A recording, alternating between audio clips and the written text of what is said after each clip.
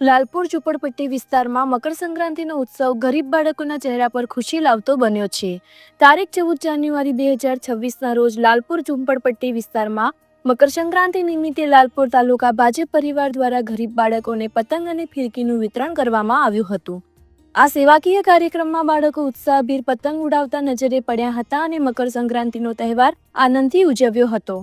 આ અવસરે જિલ્લા ભાજપ અનુસૂચિત જાતિ મોરચા પ્રમુખ ચાવડા હિરજીભાઈ, લાલપુર ગ્રામ પંચાયતના સરપંચ જયેશભાઈ તેરૈયા, પૂર્વ સરપંચ સમીરભાઈ ભેસતડિયા, ઉપસરપંચ મનોજભાઈ વાછાણી, જિલ્લા Bhajap legal cell convener Dharmeshbhai ઘમસાણિયા, સામાજિક ન્યાય સમિતિના ચેરમેન યોગેશભાઈ ચાવડા સહિત અનુસૂચિત જાતિના આગેવાન પાલાભાઈ ગોહિલ અને લાલજીભાઈ પરમાર સહિતના આગેવાનો ઉપસ્થિત રહ્યા હતા।